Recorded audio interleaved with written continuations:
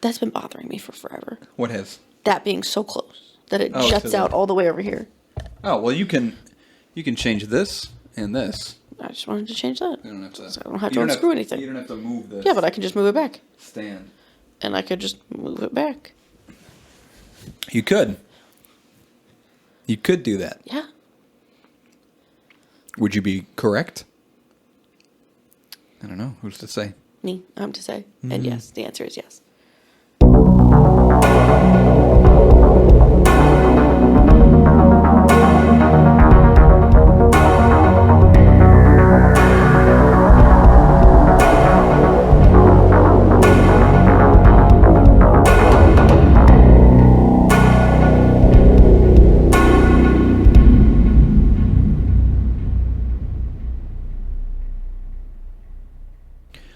Welcome to the 71st episode of Beer and Fear. My name is Zach. My name is Paige. This week, we're going to talk about the Cyclops. Cyclops. Cyclopses. Multiple Cyclopsi. Is it Cyclopses? I think it's Cyclopses. I think my story mentions Cyclops, the plural of Cyclops. We'll get to it. But the Cyclops, I don't know much about the Cyclops. You inspired me because you sent me a funny filter on Snapchat. I was like, that's the topic because I still haven't picked anything. It's literally just a filter because it's like a trend on TikTok right now that you're supposed to try and see if your features match these old paintings. So you're supposed it's just this little square over the eyes of a painting, and that's where the camera is. And you're supposed to try and fit your eyes and a little bit of your nose to line up with the painting. And instead, I just did one eye. I'm going to try it. It's not going to be under that. It's not going to be on Snapchat? No, it's not going to be under Cyclops. Oh, what will it be under? Probably painting or something. I don't know. Did you get it? Yeah. That's funny. Did I tell you that today one of my favorite troublemakers was jumping on his cot and he fell and did not catch himself in time, so he hit the side of his face against a shelf. What in the world? And has a decent sized cut on his face that was full on bleeding. Oh no. Little fucking idiot. They'll That's teach him to terrible. jump on cots. He had to get a stitch. One singular stitch. Just a stitch. You know, Just stitched them right up. Okay. little dum-dum. How was your week besides children falling on cots? Past week. It was fine. I worked. Ugh. I feel like I say the same thing every single day. That's adulting. It's mostly consists of work. Yeah, man. I worked. Oh, I had a family dinner on Saturday. We went to Maggiano's. That Oh shit yeah, was you told me you had so you told me you had tiramisu. We have tiramisu for you, So good. and it's incredible. You can either decide to eat it now while you're here, or if you want to take a piece home. I'll let you know. Okay, please let me know. Yeah, but family dinner on Saturday, and Nice. then Maggiano's is pizza, right? Italian food. Mm-hmm. They are not known for their pizza. I don't even think they sell pizza. You've never been to Maggiano's? I don't recall. You're a weirdo. They have good food. Very good tiramisu. And then I saw my family again on Sunday, and we hung out. Nice. That was it. What about you? I got Mod Pizza the other day, and Aloha Poke. Oh, Aloha Poke is good. It is good. I had poke last night. Oh yeah. Was that last night or the night before? I can't remember. All the days are blending together, but Don't they, though? Aloha is really good. I had it for the first time maybe last week, and I'm watching. Your figure? Sense8. Oh, Definitely not my figure. I'm gaining weight. I'm watching Sense8 with Ale. I don't know what that is. Really good. It's a show on Netflix directed by the Wachowskis, who directed The Matrix. Oh, those guys. Oh, wait. Girls. Now girls. Are they both? Yes. Oh. And I saw Jack. I got my guitar back finally. That's You awesome. told me that. Put new strings on it. I feel like we had this discussion. Cleaned already. it. No. I don't think so. I'm pretty sure we did. Oh, well. Because you saw Jack, like... Oh, yeah. I got my guitar back, but I was waiting to put new strings on it. Oh. Yeah. finally put new strings on it, and I started playing it, and it sounds great. But yeah, other than that, normal things. For episode 71 on Cyclops, our brewery is Hidden Springs Ale Works. They are located at 1631 North Franklin Street in Tampa, Florida. Out of state. 33602. Interesting. Yep. Florida beer. I think this is our first Florida beer. Where did you get this? I got it at Benny's. Okay. And the one in Geneva, actually. They had it in stock, yeah. But I went to Schaumburg to get the bonus beer. So, and the woman who was ringing me out at Benny's, she's like, "Oh, this looks like such a cool beer." I was like, "Yeah, I saw it online, and it's supposed to be blah blah blah." I was describing it. She's like, "Oh, I've only tried I haven't even been down half of those aisles in the beer, but." And I told her what kind of beer it is, and she's like, "Oh, those are my favorite kinds of beers. Those are pretty much the only kinds of beers that I drink." And then I told her about the podcast. I was like, "Well, we're gonna drink it because our topic is Cyclops," and I mentioned how it works, and maybe she'll tune in and listen. So if you're listening, you've stumbled on the right podcast. This is the correct one. Benny's Woman, Geneva Benny's Woman. Benny's Woman. There's really nothing about the brewery, both on their website or their Facebook page. They hardly have any information. But it says distributed throughout 11 Florida counties, as well as the greater Chicago area, the greater Cleveland area, Minnesota, and Wisconsin. They're proudly located in Tampa Heights. They have 4 year-round flagship beers and 6 different season sours rotated throughout the year as far as what's canned. So 4 beers that are canned all year round, and then 6 seasonal sours. But I looked on their website, and they currently have 8 different sours on tap. 4 lagers, 3 hop-forward beers, 4 stouts, and a barley wine. So I don't understand why they say, we have 4 beers and then 6 sours. Because they have way more than that. If you go to their store where if you want to buy their beer, they have a lot to choose from.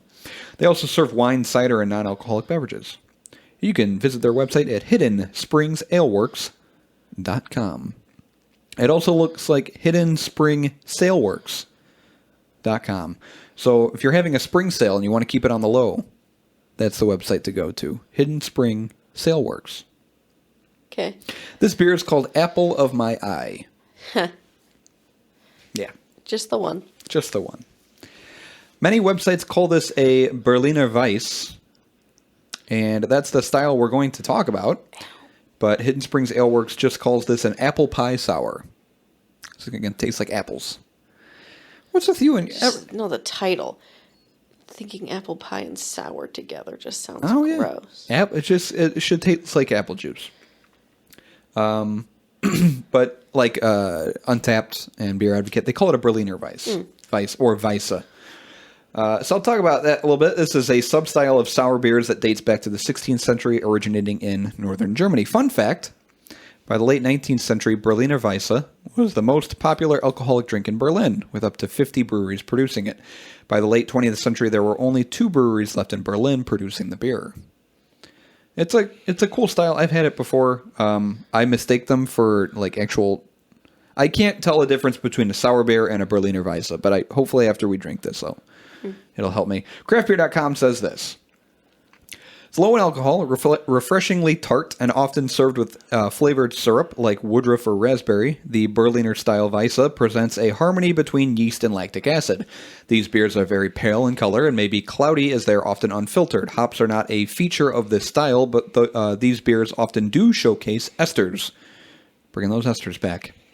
Traditional versions often showcase Brettanomyces yeast. It's been a while since we've talked about Brettanomyces yeast. I haven't heard that in so long. Yeah.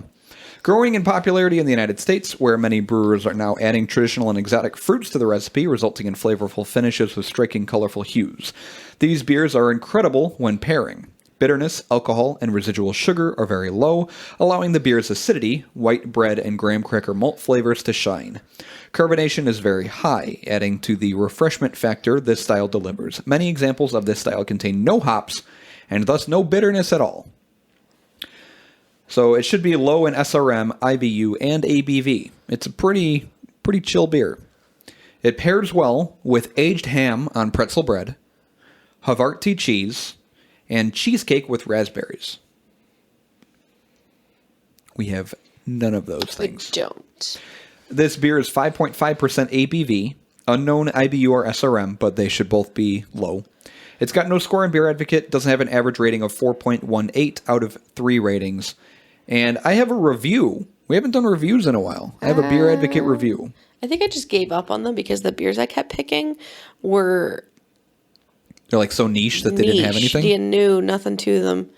No reviews. It was kind of pointless. This is the only review on this beer on Beer Advocate, so I'll read it after we get the beer.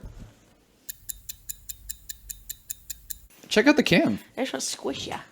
Look at how cool this kid is. Has he got a cape? Yeah. Looks like a Lego cape.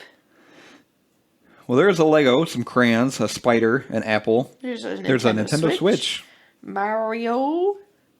There's a dinosaur. The paw print of a bear. A tooth. What beetle is this? Where? What kind of beetle is that? Looks like a, oh god, Hercules beetle. Yeah.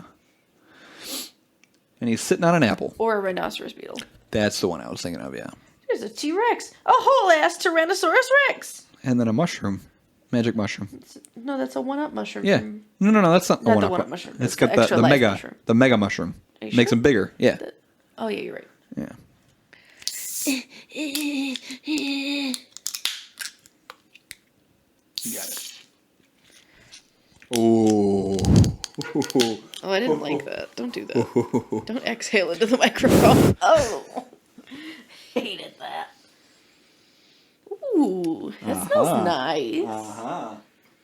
What a pleasant way to start another set of episodes. Season, whatever. Season, maybe. We've never decided. Oh, I just want to keep... Probably smells better in the glass. Give it the old snifferoo.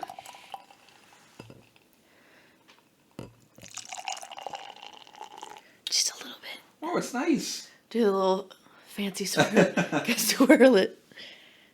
Oh, it smells incredible. It smells like apples. Oh, I can smell it all the way over here. Yep. Let's get a photo. I really hope this tastes delicious because I have not been happy with the beers lately. You've not been happy with my beers lately. I haven't been happy with my own.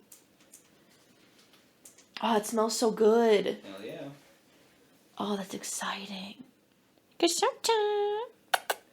Yum, yum. You're so pretty.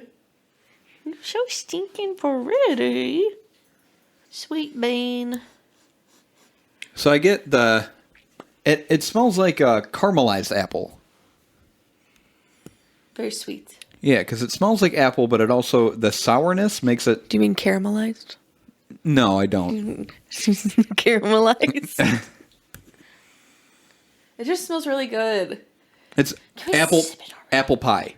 It smells like apple pie. You said it was going to be like apple pie. Yes. Let's try it. That's not a satisfying clink. If you hold it on the stem, Oh. try that. That's still not satisfying. All right. Like clicking two coconuts together. Oh, I'm about this. Oh, look.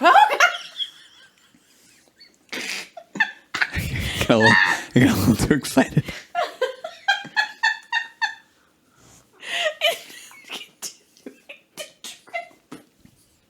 It's not stopping me. No. Had a little accident. Oh, buddy. That's tasty. I'm going to get a napkin. A little revved up right now.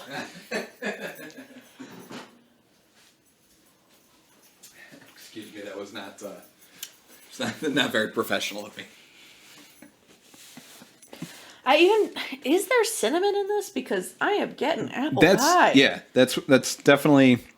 I don't know how they did it. It tastes like caramelized potato apples, sugary apple.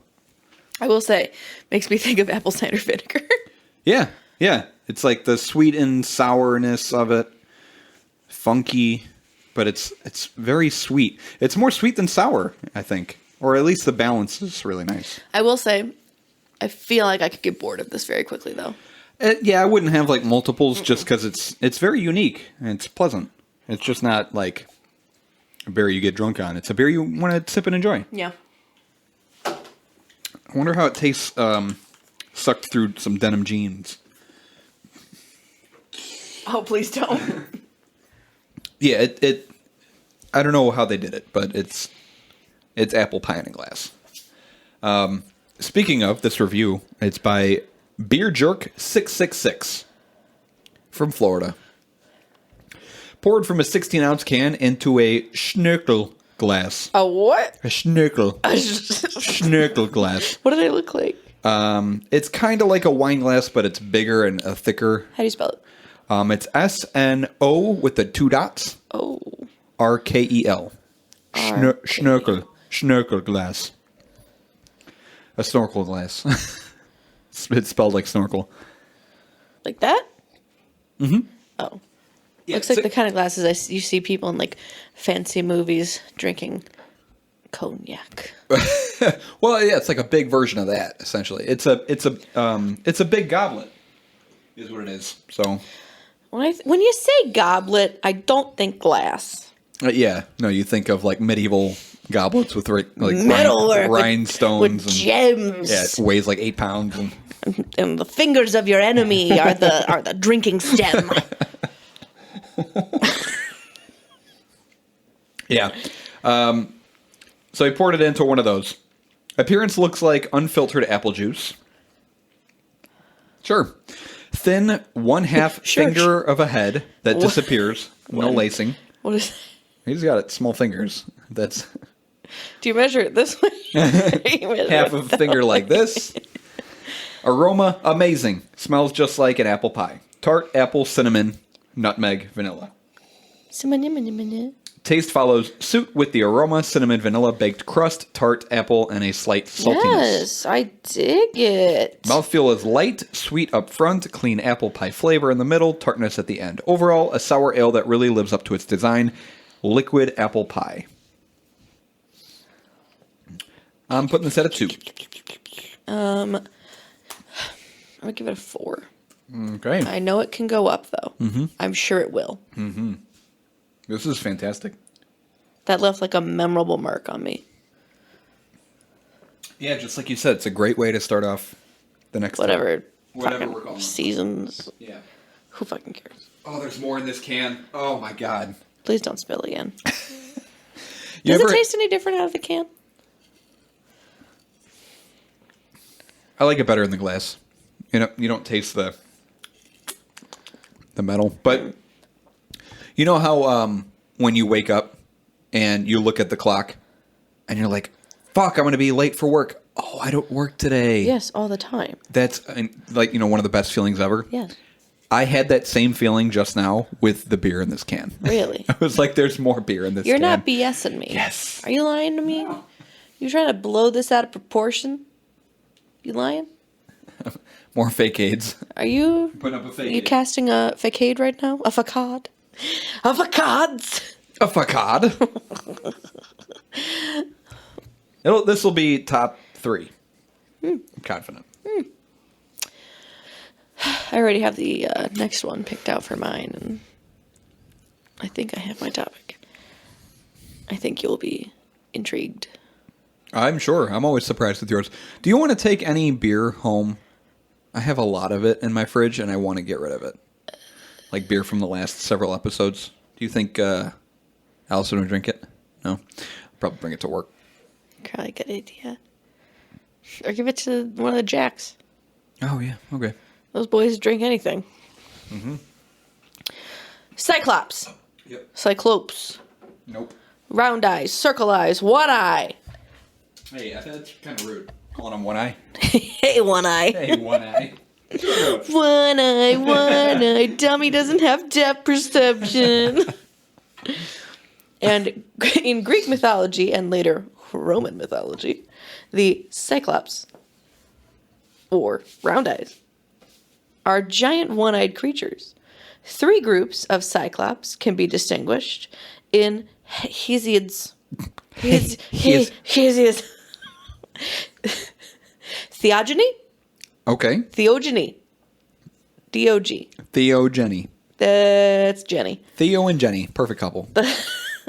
The Cyclops are the three brothers Brontes, Steropus, steroids, and Argus, who made for Zeus his weapon, the Thunderbolt. What are you doing over there? I'm trying to work with all the shit that I spilled on my pants. Are you still pee-peeing? It's just unpleasant. Continue. Anyways, there are different types of Cyclops. 3 groups. The Hesiodic, I think. Hesiodic. The Homeric and the Wall Builders. In the Theogony. Uh-huh. The thingy I said. Yeah. The Cyclops are 3 brothers. The ones I said, because I'm not saying them again. Right. Sons of Uranus and Gaia. In Homer's The Odyssey. Oh, yeah. Or just Odyssey. The Cyclops are an uncivilized group of shepherds. Can you imagine giant shepherds? Does that mean they have giant sheep? I think they're normal-sized sheep. That seems silly. Yeah. There's a bug. What? Yeah, there's a bug in here. Where? It's flying around. Where? I think it's a gnat or a mosquito. Oh, no. I don't know why I'm whispering. Bugs can't hear. They can't hear anything? I don't think so. Oh. Or maybe they can. I don't like that. That they can't hear? I mean, yeah, but it's kind of upsetting. I'm very but upset for bugs right now. but that there's also one in here. One of whom, Polyphemus, the son of Poseidon, is encountered by Odysseus. I talk about that. I'm not going into much detail. I know. I trust you. I literally end right there. I trust you. Cyclops were also said to have been the builders of the Cyclopean walls of Or Cyclopean? of a place. My singing. I've heard of it. Thanks. The HZDD. Yeah. The Hesiodic Cyclops. These guys are the guys that made the Thunderbolt for Zeus.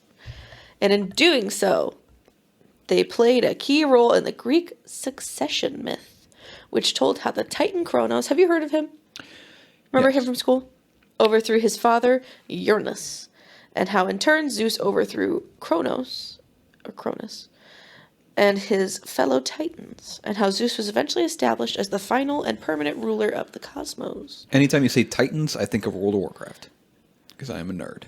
Oh, I always think of the Titans from the classic cartoon Hercules. Oh, I thought you were going to say the classic cartoon Teen Titans. No. The names that Hesiod gives the 3 brother Cyclopses that built the Thunderbolt for Zeus. Mm-hmm. Argus, which means bright, Brontes, which means thunder, and Steropus, however you say it, which means lightning. Oh, okay. The names reflect their fundamental role as Thunderbolt makers. I didn't know they were so influential in the Titans and things. I don't know, man. I wasn't aware of all this history. According to the accounts of Hesiod, and mythographer Apollodorus, the Cyclops had been imprisoned by their father Uranus, and Zeus later freed them, and they repaid him by giving him the Thunderbolt. Uranus, huh? Uranus, I say that a lot in this. According to Apollodorus, the Cyclops also provided Poseidon with his trident and Hades with his cap of invisibility. I feel like A cap of invisibility? cape would be so much better. What's a cap look like in Roman mythology? Like a baseball cap? The sun's in my eyes. And then he now I'm turns invisible. And the gods used these weapons to also help Zeus defeat the Titans. I don't know why I'm imagining. Like, wait, what did Zeus get? Poseidon got his trident. Zeus got his lightning bolt. It's like they're all filling out forms and what items they want. And you see Hades is like filling out cape, and like he sends his form in, and like the E gets smudged or something. So they send back a cap, and he's like, "What the fuck is this?" All right, fine. It's just his favorite baseball team. I got the power of electricity. I have a trident that can control the waves. I even can't. My favorite sports team. Okay. The sheep herders. Perfect. Although the primordial I love that word. Cyclops of the theogony were presumably immortal. Immortal? What's immortal? I said immortal. Immortal. It's immortal. The 6th century BC. I can't with these fucking words. There's a lot of long names. I'm dying. Catalog of women has them being killed by Apollo. The Cyclops' prowess as craftsmen is stressed by Hesiod, who says strength and force and contrivances were in their works.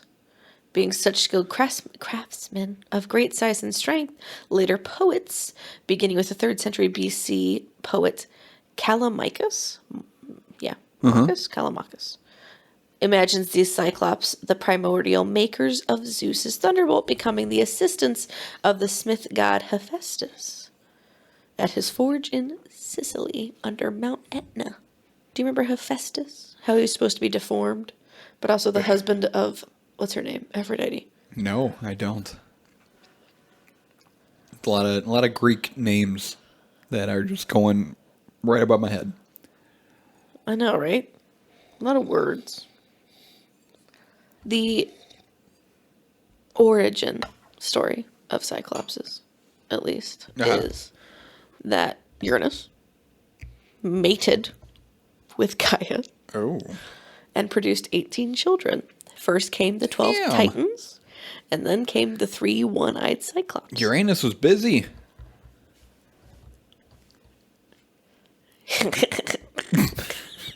So delayed.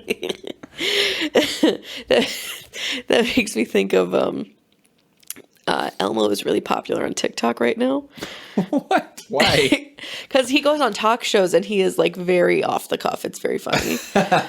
And one of them is he's sitting at a desk next to a British talk show host or whatever, and they're talking over each other. And he says, "Oh, Elmo, I'm so sorry. I just hit you there," something along those lines.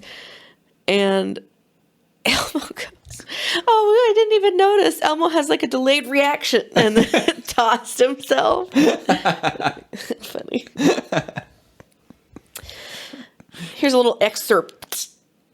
Ooh. Then Gaia bore the Cyclops, who have very violent hearts, Brontus and Steropes, and strong-spirited Argus, those who gave thunder to Zeus and fashioned the thunderbolt. These were like the gods in other regards, but only one eye was set in the middle of their foreheads, and they were called Cyclops by name, since a single circle-shaped eye was set in their foreheads. Strength and force were in their works.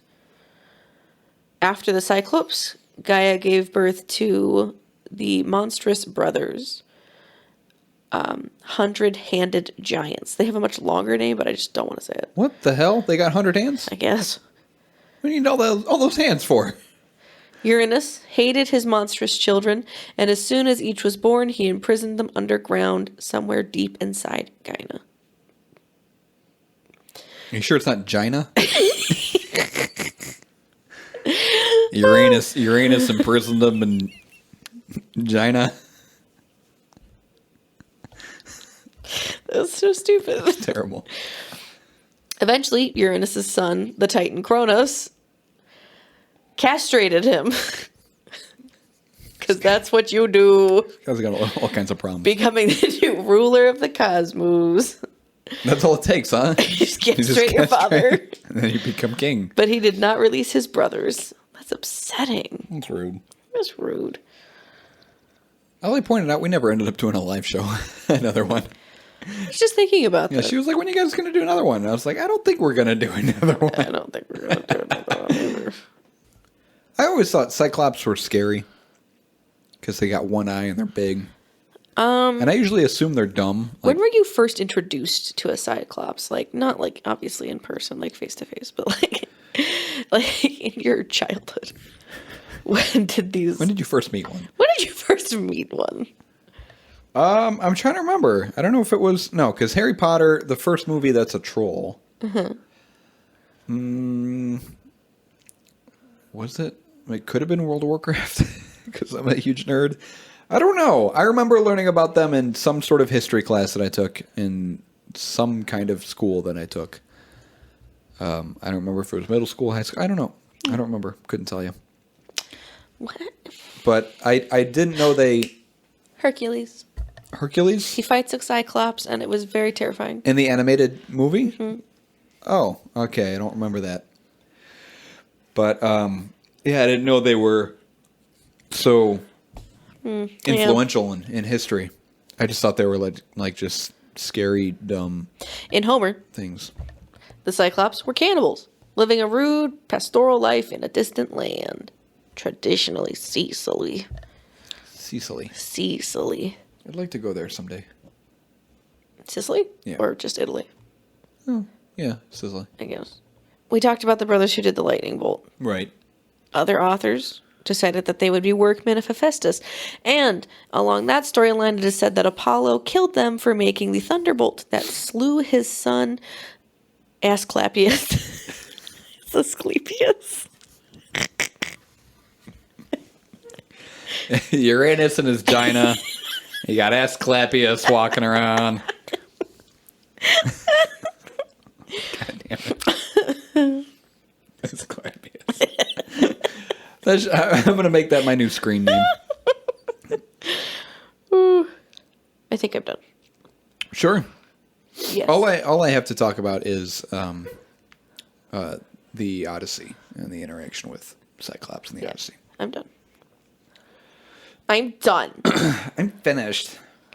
And I'm finished now. Hey. So I'll be reading the story of how Odysseus, or Ulysses, it's the same person, Ulysses, Odysseus. Ulysses apparently in Latin. It's the hero of that epic poem, the Odyssey, we all had to read in high school. And how he fooled the Cyclops Polyphemus. Or Polyphemus. Polyamorous? Polyphemus. Odysseus and his men are on their way home from Troy, following the Trojan War. However, they're driven off course by storms. Seeing an island off in the distance, they decide to approach it to see if it might provide them with any shelter and safety. Coming ashore at an island close to the land of the Cyclops. That's it. Cyclops. It's Cyclops. If you added an E at the end of Cyclops and then switched the E and the S. Okay. Cyclops. Odysseus notes that it would be a good land for agriculture, a good harbor for ships, and a place with plenty for hunting. But the Cyclops. Cycle, please. I don't know if it's Cyclops or Cyclops. Oh. No, that's something else. That one's worse. I'm going to just keep saying Cyclops. Cyclops. They have no ships and can't take advantage of all this. This is our first suspicion that there's something uncivilized about these Cyclops. Odysseus insists on crossing over and visiting the inhabitants, whose fires he can see. He wants to know who's there in the land of the Cyclops. He and his men find an unattended cave filled with cheese, milk, lambs. I think it's just lamb. Plural of lamb. Lamb. Milking implements. Everything in perfect order. A shepherd's dwelling. I showed her my milking implements. Hey girl, let me see them milking implements. They take the cheese, they fill up, and against the advice of his men, Odysseus has them wait for the return of the inhabitant. Odysseus is hoping to receive from this inhabitant, whoever he might be, a guest gift, the proper token of hospitality. What a white man thing to think. What a mistake. The inhabitant turns out to be a massive Cyclops. His name is Polyphemus. Polymorphous.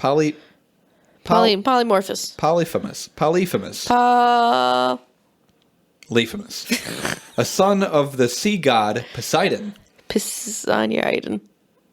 Please don't. As a Cyclops, he has one round eye in the middle of his forehead. He enters the cave with his flocks, closes the entrance of the cave with a huge stone, so large, the poet tells us, that 22 wagons couldn't bulge it. 23 probably could, but definitely not 22. Polyphemus, as soon as he notices Odysseus and his men, asks who they are. Bad manners, apparently. Odysseus tells him they're on their way home from Troy. No names. And reminds Polyphemus about proper hospitality. We're travelers. Don't you owe us a gift? Hapabidui. He then tells his first useful lie. Odysseus telling the Cyclops that their ship is nowhere to be found. It was destroyed on the rocks. Polyphemus scoffs at this idea of hospitality, snatches up several of Odysseus's men, smashes their heads on the rocks, rips them limb from limb, and eats them. That seems aggressive. Not very hospitable. This is a tight spot, and only through considerable trickery does Odysseus get most of his men out. As the Cyclops sleeps, Odysseus thinks seriously about killing the monster, even feeling for the place in his chest where he might stab him. But the problem is obvious. That would leave them trapped in the cave. He and his men prepare a sharp stake, rolling an olive log in the fire to sharpen it. The next evening, as the Cyclops eats several more men, Odysseus offers him some of the powerful wine he's brought with him, a gift for the Cyclops, in the true spirit of Xenia. I don't know what that is. What do you spell? It's in bold, though, in italics. It's Xenia. It's a city in Ohio. All right. The true spirit of it, city in Ohio. Hospitality. Ancient Greek concept of hospitality. Okay. It is so powerful, it is meant to be mixed with water. 20 parts water to 1 part wine. But wow.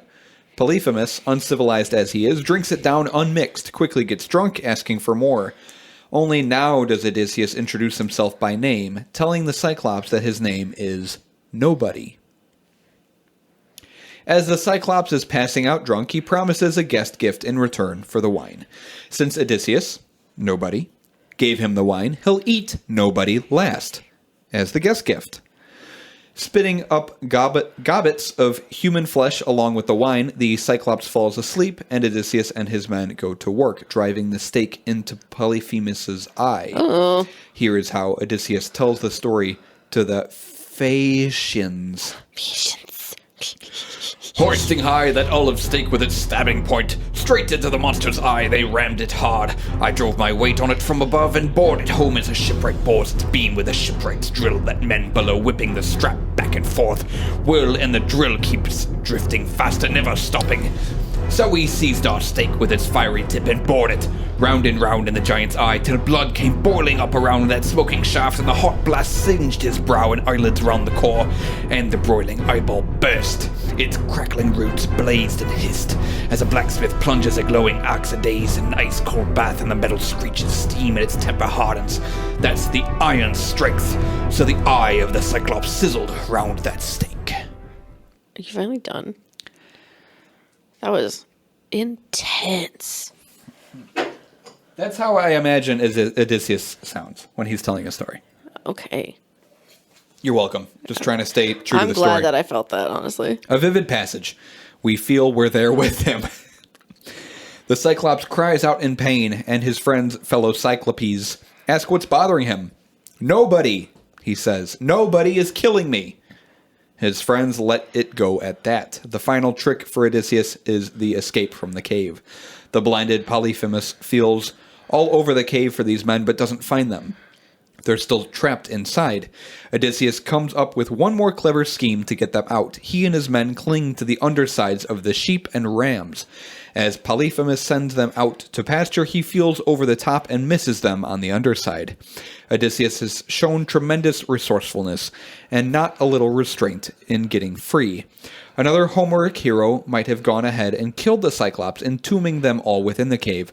Another might have failed to consider the other Cyclopes coming to his aid, but this demonstrated a lot of forethought and cleverness. But the adventure doesn't end there.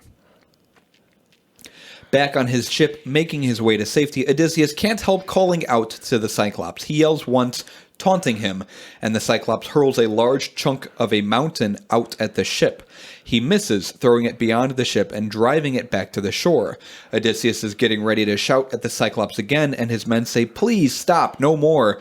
But against his crew's advice, Odysseus taunts the Cyclops again, now telling who it was that got the better of him. "If anyone asks you who got the better of you," says Odysseus, "who shamed you? Tell them it was Odysseus, son of Laertes, from Ithaca." The Cyclops picks up another chunk of stone, hurls it at them, this time missing short, driving the ship farther out to sea in safety. But Odysseus has given the Cyclops enough information to call down upon him and his men a curse. That is exactly what he does. He asks his father Poseidon to destroy Odysseus and his ships, or at least make sure that Odysseus, if he makes it home, gets there all alone and finds trouble awaiting him there. Thus, in this final taunting of the Cyclops, we see that Odysseus is unable to distance himself completely from the values dear to the Iliadic heroes. He feels the need to identify himself to the Cyclops so others will know of his skill and cunning. He can't let the act remain anonymous, and in his hubris, he pays a price for it. That's the story of how Odysseus fooled a Cyclops. And that's my section. Wow. What do you think of the bee? Wow. I loved it. It was fan-freaking-tastic. It seriously, it tastes like apple pie. It tastes just like apple pie. You right. No hyperbole. And what's even better Hyperbole. is I think we have enough time for the bonus beer. No. That I think you're going to love.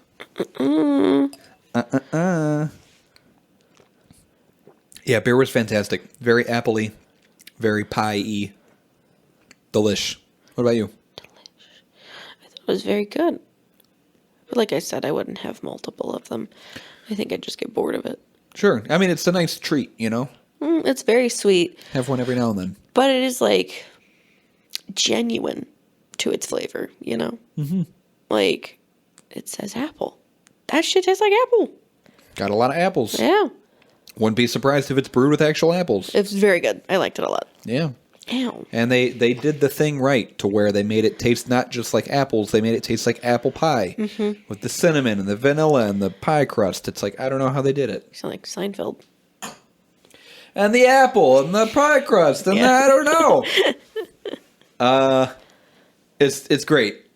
Pick up some if you can find it. They're at a lot of bennies around. I think like I said, I got this at the Geneva one, so it's pretty common. So, apple to my eye from Hidden Springs Ale Works. Our website, beerandfearcast.com. We're on Facebook, Twitter, Instagram, Reddit, TikTok. We're at Beer and Fearcast. You can email us, beerandfearcast@gmail.com, or go to our website, click on the About page, and then you can send us a message. I almost got the Trying to catch that bug. I saw you. And then our episodes are released every single Wednesday at noon, save for the 2 episodes that I couldn't do that with, but usually every Wednesday at noon, Central Time, Illinois time. Check us out. Spotify, Apple Podcasts, Google Podcasts, wherever you can find podcasts. Yeah. We are there. Beer and Fear. Thanks for tuning in. Grab some of this beer. It's amazing. Watch Hercules. And